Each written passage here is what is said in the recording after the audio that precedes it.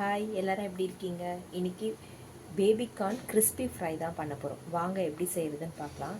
First வந்து இது மாதிரி பேபிகார்ன்ஸ் எடுத்துக்கிறேன். ஒரு 200 கிராம் எடுத்துக்கிறேன். நீங்கள் எவ்வளோ வேணுமோ எடுத்துக்கோங்க.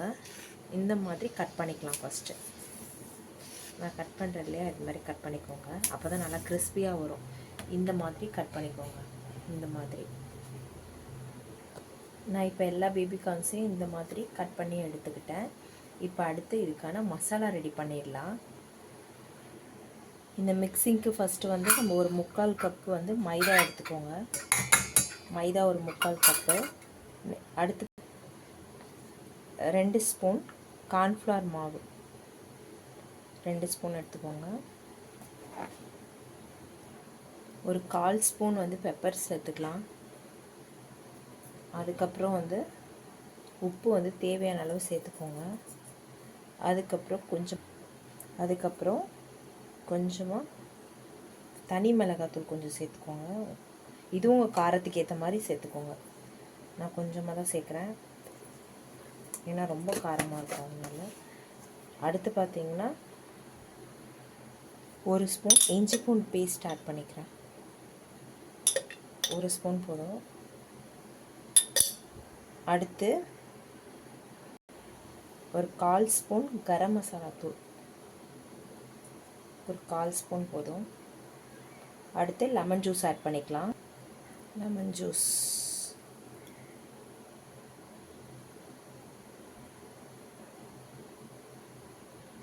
இப்போ நம்ம இது எல்லாத்தையும் வந்து தண்ணி ஊற்றி கலந்துக்கலாம். ரொம்ப தண்ணி ஊற்றி தண்ணியாக கலந்துடாதீங்க, கொஞ்சம் கெட்டியாக, ரொம்பவும் கெட்டியாக இல்லை. இந்த கார்ன்லாம் கொஞ்சம் முக்கி எடுக்கிற அளவுக்கு தண்ணியாக இருந்தால் போதும். அந்தளவுக்கு நம்ம கரைச்சி எடுத்துக்கலாம்.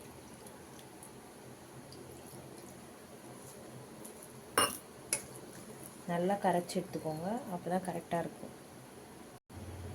இந்த மாதிரி நம்ம கரைச்சி எடுத்துக்கணும். ரொம்ப தண்ணியாகவும் இல்லாமல் கரெக்டாக இந்த மாதிரி கன்சிஸ்டன்சியில், கட்டி எதுவும் இல்லாமல் ஃபஸ்ட்டு நல்லா கரைச்சி எடுத்துக்கோங்க. அடுத்து நம்ம இந்த கார்ன்லாம் இதில் போட்டு முக்கி எடுத்து ப்ரெட் க்ரம்ஸில் கோட் பண்ணி எடுக்க போகிறோம். நம்ம தேவையானதெல்லாம் இது பண்ணி வச்சு கார்ன் இந்த மாதிரி பொடியாக கட் பண்ணியும் வச்சுட்டேன். நெக்ஸ்ட்டு நம்மளோட மிக்சர், இந்த டிப் பண்ணுறதுக்கான மிக்சரையும் ரெடி பண்ணி வச்சாச்சு. அடுத்து ப்ரெட் க்ரம்ஸு இதுவும் நம்ம எடுத்து வச்சிட்டோம். இப்போ இதில் டிப் பண்ணி எடுத்து பொரிக்க வேண்டியது தான் வேலை. எண்ணெயும் நல்லா காய வச்சிட்ருக்கேன்.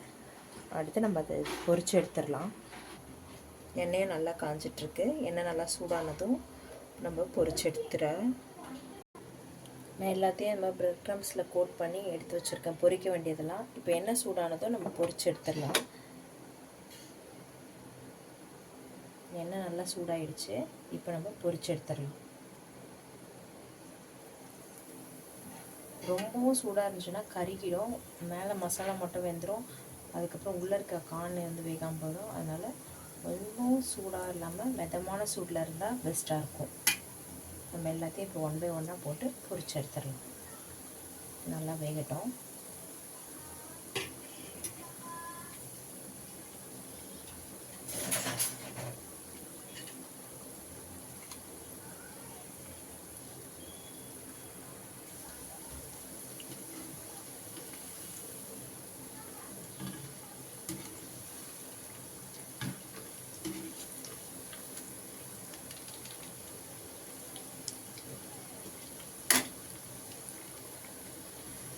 நல்லா ஃப்ரை ஆகிட்டே இருக்குது. இது நல்லா கோல்டன் ஃப்ரை ஆகணும், கிறிஸ்பியாக இருக்கும். அப்போ தான் மெதுவாக நீங்கள் இது பண்ணிவிட்டேன்னா நல்லா கிறிஸ்பியாக வரும்.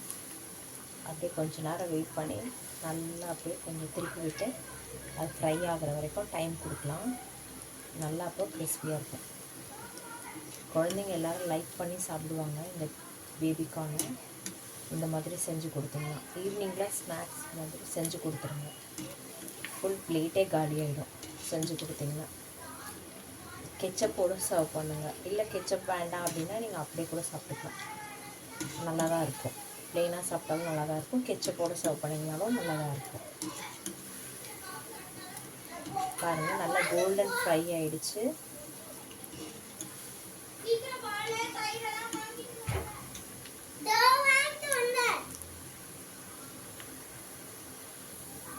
கோல்டன் ஃப்ரை ஆகிடுச்சு. இப்போ நம்ம இதை எடுத்துடலாம். பாருங்கள், நல்லா கிறிஸ்பியாக இருக்குது பாருங்கள். இப்போ அப்படி எடுத்து பிளேட்டிங் பண்ணிடலாம். அவ்வளோதாங்க. ரொம்ப ஈஸியாக சுலபமாக செய்யக்கூடிய கிறிஸ்பி பேபி கார்ன் ரெடி ஆயிடுச்சு.